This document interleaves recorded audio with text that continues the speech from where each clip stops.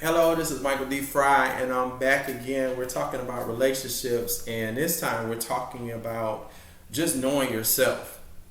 We talked about the purpose for a relationship, we talked about marriage, we even hinted on dating and your friends and family and things like that. But how can you develop meaningful and fruitful relationships without first knowing yourself? So we need to take some time and just get to know who you are. How do you do that? Don't be afraid of your thoughts. Don't be afraid of meditation. I know some people, like for me, okay, for me, I'm introverted. I can sit in a room with no sound and things like that and just be okay and just think, and I'll be okay. But I know some that they're kind of afraid of their thoughts. My thing is like when you allow yourself to think and when you allow yourself to meditate, that's all really meditation is. It's just muddling over the same thoughts over and over again or different thoughts like that. When you allow yourself to do that, you ask different questions that you can research later. Or for me, I'm a believer. I love God. So in that time, in my quiet time, I'm talking to God. You know, as I'm asking questions, He's revealing to me, okay, this the answer to this or things like that, or not yet, my son, and things like that. So in quiet time, just having time to think about things, you get to know and develop who you are and be comfortable who you are. So that's the first thing in knowing who you are, being confident. Once you know who you are, just be confident in that thing. That it's not easily for people to come shake you or make you feel weird about just being yourself. I know people say normal people and weird people and things like that, but what is normal? We all different. We all have something different about us that makes us tick, that makes us mad and things like that. Knowing yourself, knowing the different things that you're passionate about, knowing the things you dislike, the food you like, you don't like, things you will take and the things you won't take, that you won't compromise in. That's being confident in who you are. And then for me and maybe many others too, we've had great parents that raised us and taught us different life values and different things. So as we develop from kids to adults, we understand and know who we are. And a great father, that's another thing. A great father can tell you who you are. My father was this, I didn't think he was always paying attention to things or whatever, but he was the one that told me some things about myself that I didn't even know at the time. He told me, he was like, hey, Mike, you could go out here, you can go to college and get the degree in this, a degree in that, but you can never give up music because that's you. Music is your thing. And I was like, I didn't know he knew that about me. And I didn't know. I thought music was just a hobby. But anyway, I was just saying that is that parents can do things like that. Now, to some that may not have the greatest parents, I apologize to you, but there's somebody out there that God will send your way to help you develop as a person, even counselors or a good therapist. I know in some cultures, especially where I came from, they thought, hey, we can do it ourselves. We don't need no counselor. We don't need no therapy. You crazy if you need it. I think you're crazy if you don't have a counselor or any kind of therapy. I understand you may not be able to afford one, but we need counsel. As the Bible said, in the multitude of counselors, there is surety, there's safety.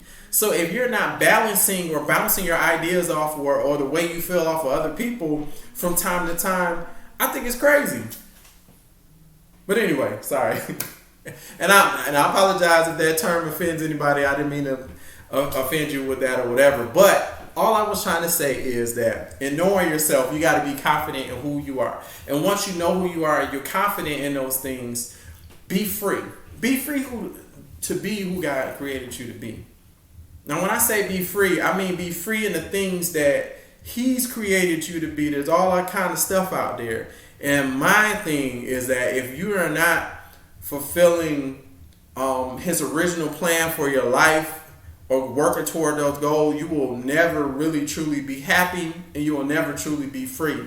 So be confident in who you are, understand and know yourself, and then be free in that.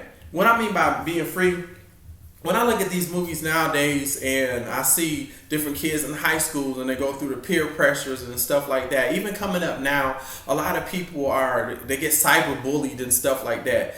Now, in my case, I'm like, if it's side, you just click it off. You don't have to read that. But that's a real thing for some people, you know.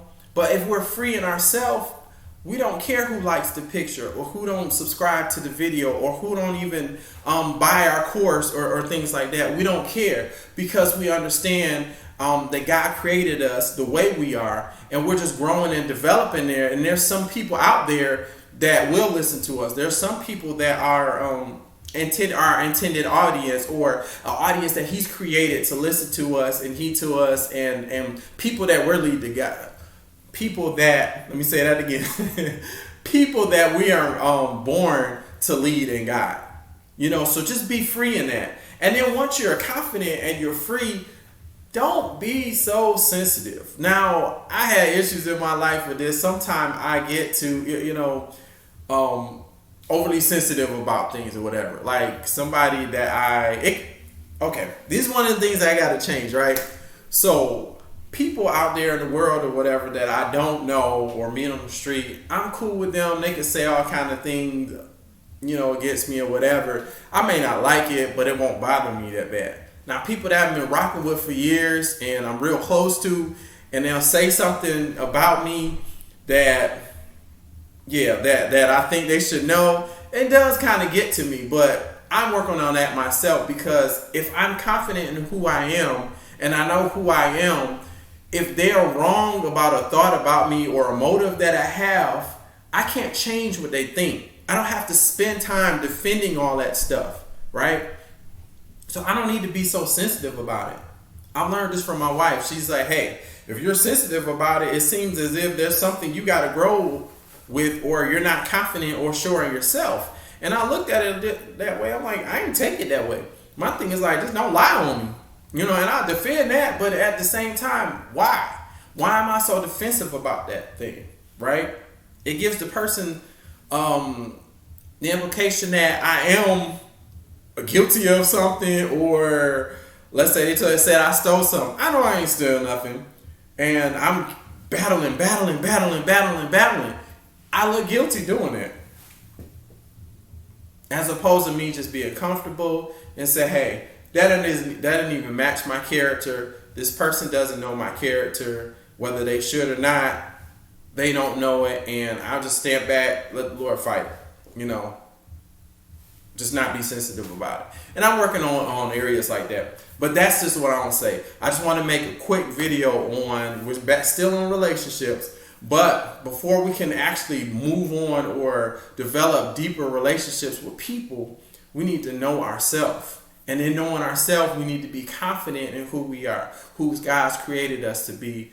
Be free in that. And then once we're free in that, don't be so sensitive when people talk about those things or whatever.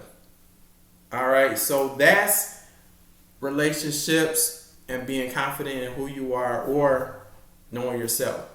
We'll be back next time, and we'll probably just talk about a relationship with our God. All right, have a great one.